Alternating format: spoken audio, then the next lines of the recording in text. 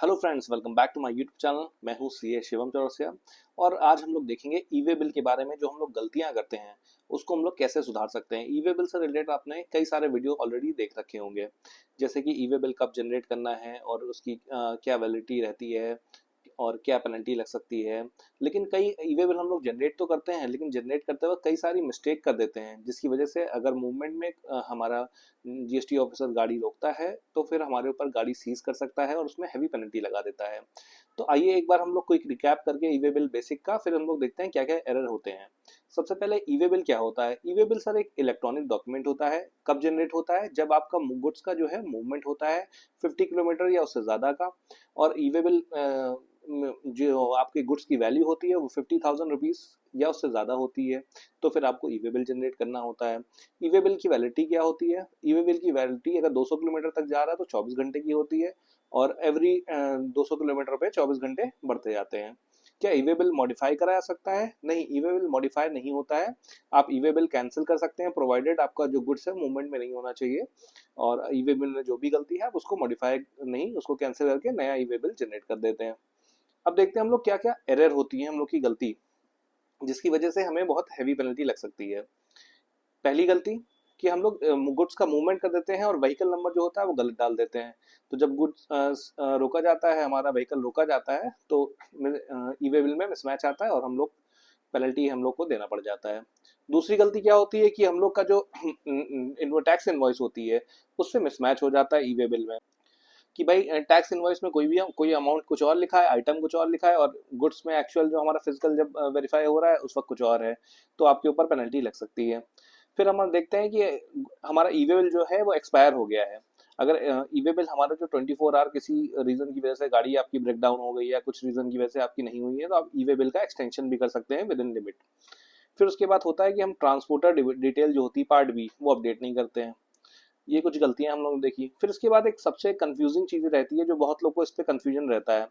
Bill to ship to model अगर हम लोग सप्लाई करते हैं कि हम बिल भाई बी को कर रहे हैं, हम ए हैं और बी को बिल कर रहे हैं और सी को ट्रांसपोर्ट कर रहे हैं, उस केस में हम कई बार जो है गलतियां कर देते हैं कि हम लोग जो है सी पे जा रहा है तो हम बिल में जो है कंसाइनर की डिटेल जो होती है वो हम लोग गलत बिल कर देते हैं। तो इसको हम लोग को ध्यान से बनना चाहिए। Bill to ship to model में हमें जहां भी जिसको हम बिल कर रहे हैं, बी को बिल कर रहे हैं, तो बी की डिटेल ही आएगी। फिर होता है कई बार बिल फ्रॉम शिप फ्रॉम।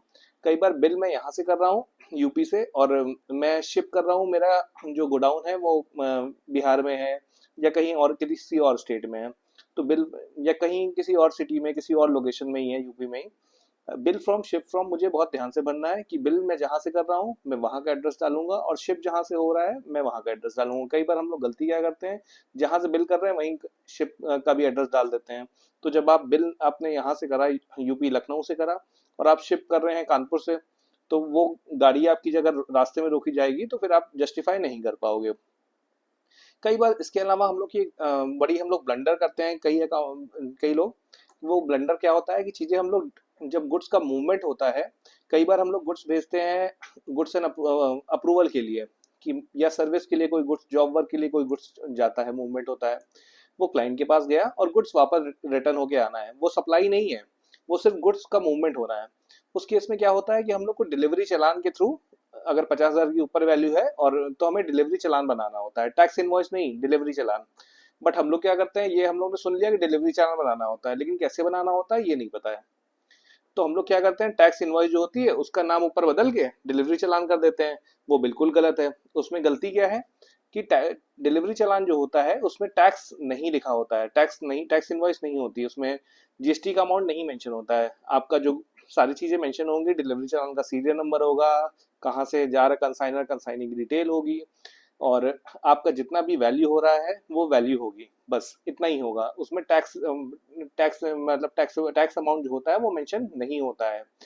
ये चीज हम लोग गलत कर देते हैं। हम लोग उसमें टैक्स अमाउंट भी मेंशन कर देते हैं। फिर हम लोग की जब गाड़ी सीज करी जाती है, पकड़ी जाती है, तो फिर हम लोग को पेनल्टी फेस करनी पड़ती है।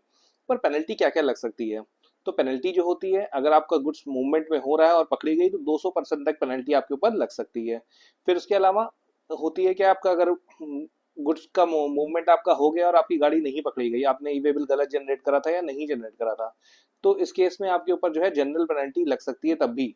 मूवमेंट गाड़ी नहीं पकड़ी गई, लेकिन जनरल पेनल्टी अगर कुछ गलती है तो 50,000 रुपए तक की आपका सेक्शन 122 में पेनल्टी लग सकती है। सीजीएसटी में 25,000, एसजीएसटी में 25,000, लेकिन अगर सफिशिएंट कुछ आप रीजन बता सकते हैं तो वो भी वेव ऑफ हो सकती है। आई होप ये वीडियो आपके लिए हेल्पफुल रहा होगा। ऐसी और इंटरेस्टिंग अपडेट के लिए मेरे चैनल को लाइक करिए, शेयर करिए, सब्सक्राइब करिए। Thank you so much for watching.